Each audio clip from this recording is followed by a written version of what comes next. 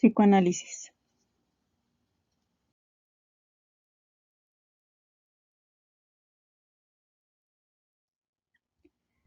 El psicoanálisis es el conjunto de teorías que toman como base las teorizaciones de Sigmund Freud, concebidas a partir de su praxis para el tratamiento de enfermedades mentales, resultando lo más distintivo el trabajo sobre un inconsciente reprimido. El psicoanálisis históricamente ha sido considerado por los psicoanalistas como una disciplina dotada de un estatuto científico, pero que utiliza un método diferente al científico. Sus críticos, en cambio, lo consideran una pseudociencia por pretender ser una ciencia que no se ajusta al método científico. Entre los sucesos más trascendentales en el origen de la teoría se puede mencionar la asistencia de Freud al neurólogo Jean-Martin Charcot en París. Estas experiencias sugerían que mediante la hipnosis se podía inducir y suprimir síntomas que se presentaban en los cuadros histéricos, como por ejemplo la parálisis. Las personas que eran sometidas a estas experiencias no conservaban en la conciencia lo sucedido, aunque éstas seguían influyendo en el comportamiento de los sujetos. A partir de estos resultados, estudiando numerosos casos clínicos junto a Joseph Breuer, comenzaron a desarrollarse las primitivas teorías que evolucionaron hasta formar el cuerpo teórico del psicoanálisis. Tras hablar con estos pacientes, Freud plantó la teoría de que sus problemas tenían como causa los deseos y fantasías reprimidas e inconscientes de naturaleza sexual, socialmente inaceptables. Desde que Freud dio a conocer el psicoanálisis alrededor del 1890, ha ido evolucionando y ramificándose en varias escuelas y técnicas de intervención. Entre los sucesores y contemporáneos están Reich, Klein, Bion, Lacan y muchos otros que han refinado las teorías freudianas e introducido las propias. Algunos de los contemporáneos de Freud, como Carl Gustav Jung y Alfred Adler, se distanciaron del psicoanálisis para desarrollar teorías alternativas. Considerado el padre del psicoanálisis, Freud, siendo médico, se dedicó a estudiar sistemática y acuciosamente el área de la neurología. Para contextualizar y comprender mejor las bases de su teoría, es importante mencionar que la sociedad vienesa de su época era una sociedad represiva y mojigata en lo que respectaba al ámbito de la sexualidad. Partiendo de ello es que Freud se interesaba por estudiar una patología muy frecuente en su tiempo, la histeria. Comienza con técnicas hipnóticas a tratar de aliviar la sintomatología de quienes padecen de este mal, y en su camino descubre un método terapéutico. Así es como describe de manera minuciosa una técnica, un procedimiento que históricamente conocemos como psicoanálisis. El psicoanálisis es inicialmente un instrumento para tratar personas que padecen de esta patología. Si bien en sus inicios se aboca exclusivamente a la cura de la parálisis histérica, sufridas en gran mayoría por el sexo femenino, luego abarca otro tipo de neurosis, como la paranoia, la neurosis obsesiva o las fobias. En ese afán de descifrar el enigma del alma humana, Freud se va a encontrar con múltiples elementos que pretenden clarificar el origen de la conducta, las emociones, los pensamientos, las motivaciones y los sueños. Lo que inicialmente se perfilaba solo como un instrumento terapéutico, alcanzó niveles de lo que en filosofía se suele llamar un sistema de pensamiento. Freud consideraba tres niveles de conciencia. El primero, o el de más fácil acceso, es el consciente, considerado como la cualidad momentánea que caracteriza las percepciones externas e internas dentro del conjunto de los fenómenos psíquicos. El mismo concepto lo dice, es todo aquello de lo que somos conscientes. El preconsciente designa una cualidad de la psique que califica los contenidos que no están presentes en el campo de la conciencia, pero pueden devenir en conscientes. También reconocido o expresado a través de recuerdos latentes, jugando el papel de filtro entre el consciente y el inconsciente. Por su parte, el término inconsciente se utiliza para connotar el conjunto de los contenidos no presentes en el campo actual de la conciencia. Está constituido por contenidos reprimidos que buscan regresar a la conciencia o bien que nunca fueron conscientes y su cualidad es incompatible con la conciencia. Freud también hace mención de ciertos estados reprimidos a los cuales no se puede acceder sin la hipnosis, expresándose generalmente en revelaciones a través de imágenes retenidas durante el tiempo de vida de cada individuo. Dicho modelo separa nuestra psique en tres conceptos, el id, el ego y el superego. El ello o el id es la instancia más antigua y original de la personalidad y la base de las otras dos. Comprende todo lo que se hereda o está presente al nacer. Se presenta de forma pura en nuestro inconsciente. Representa nuestros impulsos o pulsiones más primitivos. Constituye, según Freud, el motor del pensamiento y el comportamiento humano. Opera de acuerdo con el principio del placer y desconoce las demandas de la realidad. Allí existen las contradicciones, lo lógico, al igual que los sueños. El superyo o superego es la parte que contrarresta al ello. Representa los pensamientos morales y éticos recibidos de la cultura. Consta de dos subsistemas, la conciencia moral y el ideal del yo. La conciencia moral se refiere a la capacidad para la autoevaluación, la crítica y el reproche. El ideal del yo es una autoimagen ideal que consta de conductas aprobadas y recompensadas. El yo o el ego es una parte del ello modificada por su proximidad con la realidad y surge a fin de cumplir de manera realista los deseos y demandas del ello de acuerdo con el mundo exterior, a la vez que trata de conciliarse con las exigencias del superyo. El yo evoluciona a partir del ello y actúa como un intermediario entre éste y el mundo externo. El yo sigue al principio de realidad, satisfaciendo los impulsos del ello de una manera apropiada en el mundo externo. Utiliza el pensamiento realista característico de los procesos secundarios. Como ejecutor de la personalidad del yo tiene que medir entre las tres fuerzas que le exigen, las del mundo de la realidad, las del ello y las del superyo, teniendo que conservar su propia autonomía por el mantenimiento de su organización integrada. Los papeles específicos desempeñados de las entidades ello, yo y superyo no siempre son claros, se mezclan en demasiados niveles. La personalidad consta, según este modelo, de muchas fuerzas diversas en conflicto inevitable. En cuanto a los mecanismos de defensa, la represión es el rechazo de experiencias, pensamientos y deseos que consideramos vergonzosos, dolorosos o inaceptables. Es olvidar o hacer caso omiso de algo voluntariamente después de haber tomado conciencia de ello. Es una manera de alejar un contenido de la conciencia por su potencial perturbador. La negación consiste en el rechazo de aceptar que algo ocurre y se basa en la convicción prelógica de si yo no lo reconozco, eso no sucede. Sus raíces están en los primeros estados egocéntricos del desarrollo, donde todo lo que es y no es está en función de uno mismo. Esta defensa puede ser adaptativa en situaciones de crisis o emergencia, donde el pleno reconocimiento de lo que sucede sería paralizante en ese momento. Proyección. Atribuimos a las personas nuestros propios sentimientos, pensamientos, deseos y emociones. En la identificación adoptamos las características de alguien o algo a lo que le damos cualidades ideales. La regresión, por su parte, es el proceso inconsciente por el cual el individuo volverá a formas de funcionamiento más antiguas, más infantiles, para evitar el conflicto o el esfuerzo creado por el crecimiento y el cambio. Es un mecanismo común en todo desarrollo social y emocional que nunca progresa linealmente, sino que fluctúa hacia adelante y hacia atrás. El desplazamiento se refiere a la redirección de una emoción o impulso desde un objeto natural a otro objeto porque expresarlo al objeto natural resultaría demasiado angustioso. El desplazamiento permite que se descarguen cantidades de afecto en una dirección menos peligrosa que la original o bien que está permitida socialmente. La sublimación consiste en encontrar una satisfacción derivada y adaptativa de aquellos impulsos que no pueden ser expresados directamente por las prohibiciones sociales. Un cirujano podría estar sublimando su agresividad, un artista sublimaría su exhibicionismo, etc. La ventaja de la sublimación es que permite la descarga, desplazada y transformada, del impulso en lugar de luchar contra él. La formación reactiva consiste en transformar una emoción o un impulso en lo contrario. El odio sería transformado en amor, la envidia en gratitud. Aquellos individuos que temen mucho sus emociones agresivas y tienen dificultades para diferenciar entre pensar y hacer tenderán a usar formaciones reactivas para protegerse de lo que podría sentirse como peligrosamente incontrolable. Racionalización. Esta defensa permite aceptar las cosas con un mínimo de resentimiento, pero su uso excesivo puede llevar a que todo sea racionalizado. La teoría plantea que conforme crecen los niños, su deseo se enfoca en diferentes áreas del cuerpo en las que se busca la satisfacción libidinal.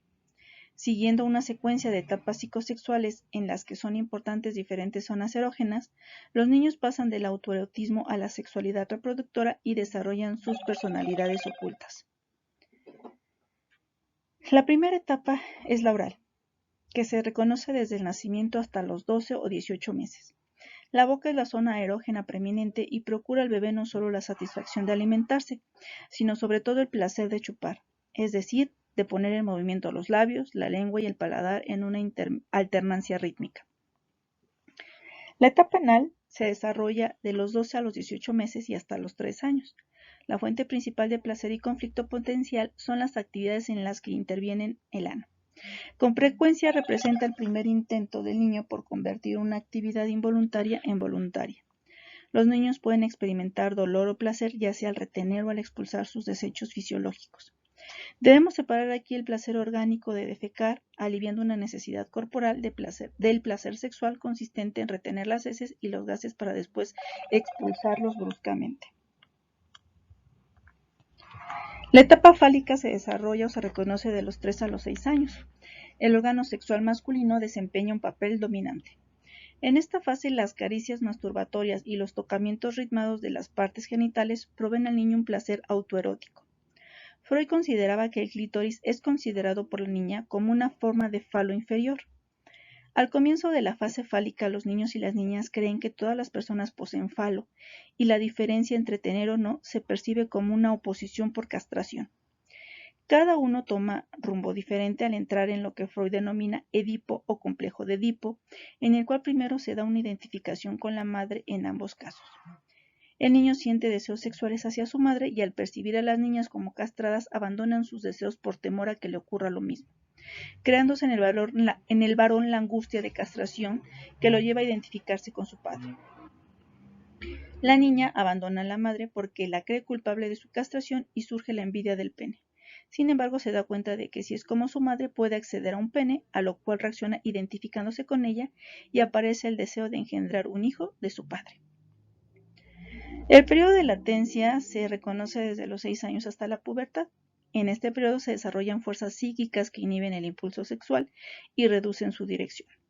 Los impulsos sexuales inaceptables son canalizados a niveles de actividad más aceptados por la cultura. Freud le llamaba periodo de calma sexual. No lo consideraba una etapa, ya que no surgía nada dramáticamente nuevo. Y por último, la etapa genital, que se reconoce desde la pubertad hasta la adultez, surge en la adolescencia, cuando maduran los órganos genitales. Hay un surgimiento de los deseos sexuales y agresivos. El impulso sexual, el cual antes era autoerótico, se busca satisfacer a partir de una interacción genuina con los demás. Freud creía que los individuos maduros buscaban satisfacer sus impulsos sexuales, sobre todo por la actividad genital reproductora con miembros del sexo opuesto.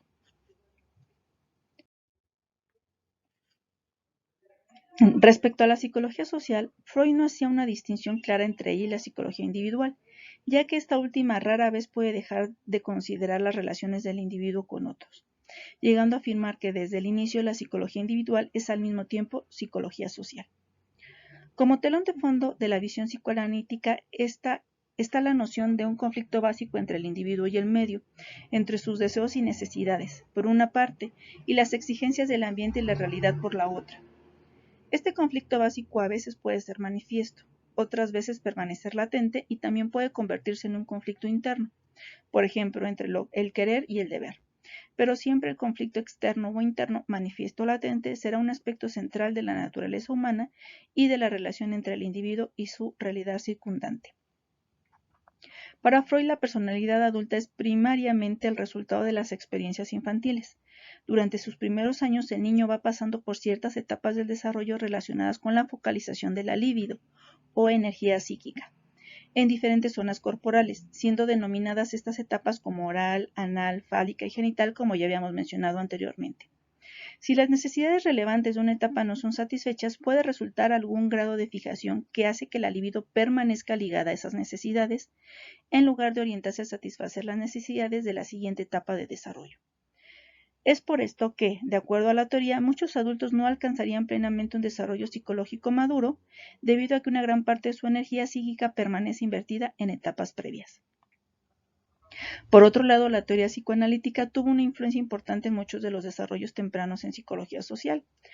Hall sugiere que las contribuciones de Freud a la psicología social pueden agruparse en 5 categorías: la socialización del individuo, la estructura y dinámica familiar, la psicología grupal, el origen de la sociedad y la naturaleza de la cultura. En la socialización del individuo podemos reconocer que desde muy temprano el niño es asimilado en la tradición social de su cultura mediante el proceso de identificación con sus padres, y esta asimilación es reforzada posteriormente por la identificación con otros representantes de la cultura. Estos agentes sociales usan recompensas y castigos para inducir al niño a aceptar las reglas y costumbres culturales, desarrollándose un sistema intrapsíquico, el superegro, que reemplaza las figuras externas de autoridad y promueve la conformidad con las normas sociales. Así se tiene un individuo socializado. Sin embargo, no siempre el individuo se conforma con la tradición social, sino que puede rebelarse contra ella. Esto puede deberse a muchos factores, pero hay dos de particular importancia: la severidad de las prohibiciones impuestas por la sociedad al individuo y la debilidad del ego y superego. La tendencia a rebelarse aumenta si las prohibiciones sociales son excesivas, si la persona no tiene la habilidad de encontrar satisfacciones dentro del marco social aprobado, o si la tradición social no ha sido suficientemente internalizada debido a un fracaso de la identificación. Una de las instituciones sociales a las que Freud dedicó mucha atención es la familia. De acuerdo a Hall, el análisis de Freud de la estructura y dinámica de la familia como un grupo primario constituye uno de sus mayores logros científicos y su más notable contribución a la psicología social. Considerando una familia de 3 miembros, madre, padre e hijo, se puede afirmar que la naturaleza de la relación existente entre los padres antes de que nazca el niño tendrá luego un gran impacto en el lugar que ocupe el niño en una estructura familiar. El primer objetivo libidinal del niño es la madre, mientras que el padre es visto como un rival, configurándose esta situación triangular, en el contexto de las primeras experiencias de amor y odio. Sin embargo, esta simple dicotomía de sentimientos hacia ambos padres no se mantiene en su forma original, sino que ocurren ciertas modificaciones en esta tríada social.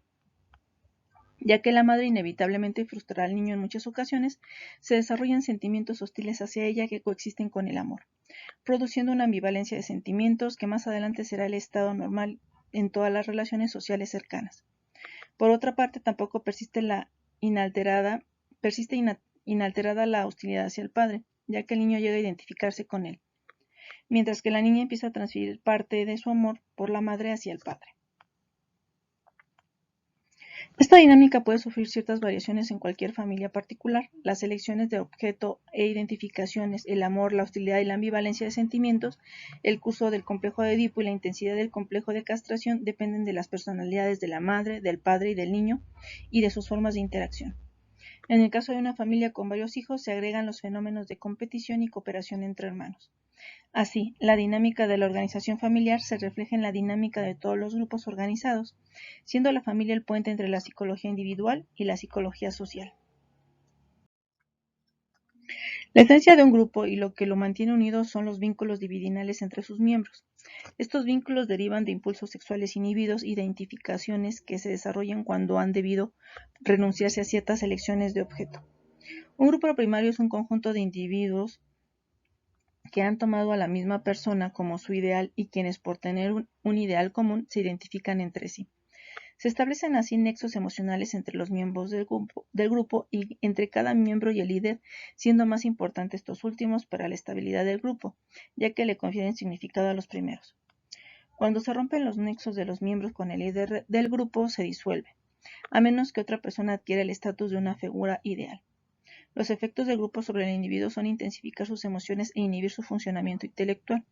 Estos efectos resultan de las relaciones libidinales dentro del grupo, que hacen que la persona sea gobernada más allá por su ello que por su ego. Cada individuo es miembro de numerosos grupos, de modo que sus lazos de identificación toman muchas direcciones y su ego ideal es un reflejo de diversos líderes. En el comienzo de la sociedad humana, los individuos vivían en pequeñas hordas, bajo la dominación de un hombre poderoso, autocrático, que era el padre de todos. Ya que todas las mujeres de la horda eran su propiedad, el padre forzaba a sus hijos a la abstinencia sexual y si no obedecían los mataba o los expulsaba de la tribu. Por lo tanto, los hijos eran forzados a raptar a sus esposas desde otras tribus, y esto conducía a guerras intertriviales, lo cual reforzaba a su vez los vínculos grupales dentro de la horda. Cuando el padre escogía a uno de los hijos como sucesor, los otros hijos eran expulsados de la tribu y se organizaban para desafiar y matar al padre. Después de consumado el parricidio, los hijos comenzaban a luchar entre ellos por el poder.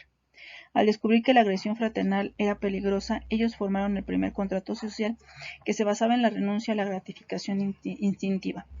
Para asegurar la solidaridad grupal, establecieron el tabú contra el incesto y la ley de la exogamia. Así, la primera forma de sociedad se desarrolló desde la familia. El amor fraternal fue instituido para controlar la agresión entre los miembros de la misma sociedad, y la agresión era canalizada de alguna forma declarando la guerra a otras sociedades, sirviendo así la guerra el propósito de mantener al grupo unido.